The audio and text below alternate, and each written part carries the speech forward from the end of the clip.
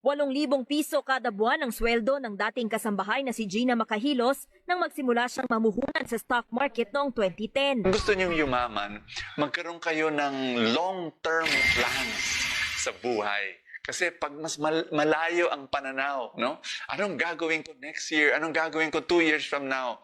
Siguro, magpaplano, mag-iipon, mag-iisip kung anong gagawin ko para mawala yung utang ko sa buhay. Ang problema sa bangko, hindi pang long-term investment yan. Hindi lalago ang pera. Yung isang simpleng tao pwede mag-invest sa stock market. You need to learn. Mag-attend ng seminar. There is of getting into the stock market, dalawang paraan. Una, ang tinatawag nilang trading the stock market. Hindi tayo dyan. Doon natatalo ang mga tao. Kasi nag-trade. Ang trading ganito, bibili ka ngayon, bukas bebenta mo. Tayo, investing. Ang investing iba. Bibili ka ngayon, ang pagbenta mo mga 6 months from now, 1 year from now, 2 years from now, 5 years from now. Ha? Tapos, number 2, ang investing, buwan-buwan ka dapat bumili. Maski 1,000, 2,000 a month lang, buwan-buwan bumibili ka. Regular. Importante yan. Number 3, whether the market is up or down, bibili ka. Hindi mo tinatime ang market. Pag investing ka, doon ka lang sa top 20. Yung pinakahiganteng kumpanya, mag-aral. Kailangan huwag ka pumasok sa isang bagay na wala kang alam. Sasabihin nila, ay, wala akong oras. Eh, di ka yayaman. Ay, ayoko mag-seminar. Hindi pa ako nagsiseminar sa buong buhay ko. Eh, di ka yayaman. Huwag tayo matakot sa isang bagong bagay na pwedeng Ang pera niyong naipon, gusto niya bang lumaki pa? Pwede po kayong mag-invest sa stock market o kaya sa mutual funds. Clueless po ba kayo tungkol dito? Kung gayon, makinig po kayo sa aming expert para guided kayo sa inyong mga investment. Paano pa ba mapapalago ang iyong ipong pera ng mga eksperto? I-invest mo. Pero saan? Paano? At magkano? Hiningi namin ng payo ng isang kilalang financial advisor ko tungkol dito. Yan stock market at yung mutual fund, yan ang the greatest democratizer.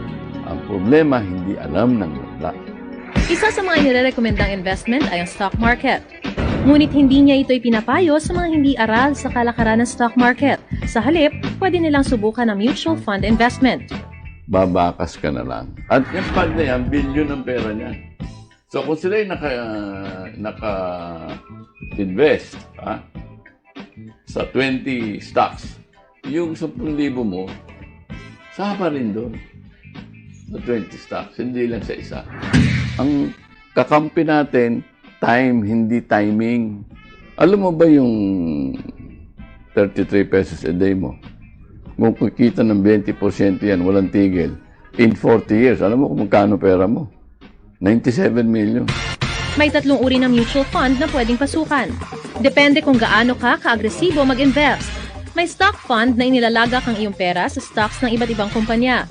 Balanced fund kung saan hinahati ang investment sa stocks at mga bonds o pautang.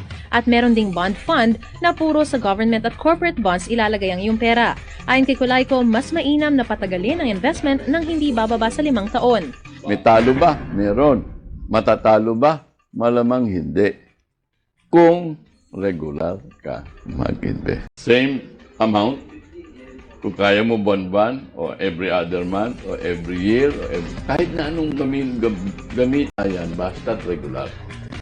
Samantala, nais mo bang kumita ngunit hindi alam kung anong negosyo ang papasukin? Bakit hindi subukan ang pag-invest sa stock market at sulitin ang patuloy na paglago ng ekonomiya ng Pilipinas? Kung paano ito alamin natin sa ulat ni Dayan Kirer. Kung ikaw ay may ekstrang pera, bakit hindi mo subukan na mag-invest sa stock market? Iniisip ng ilan na ang stock market ay para lamang sa mayayaman, dyan kayo nagkakamali. Dahil ayon kay Ramon Monzon, ang President and CEO ng Philippine Stock Exchange o PSE, sa kaunting halaga ay pwede ka nang mag-invest sa stock market. Pero kung ikaw ay baguhan sa stock market, ang payo ni Monzon ay subukan ang mutual funds. Mutual funds are funds managed by professionals. So they're the ones who do the selection of the stocks My advice to small investors is don't get intimidated by the stock exchange if you don't know how to invest, because you can go to a mutual fund company. It's like savings, okay? It's not something that and then you want to withdraw after 3 days or 5 days. It's a long-term proposition. When you invest, you leave your money there. And for sure, if it's a long-term investment, you're going to realize very big returns.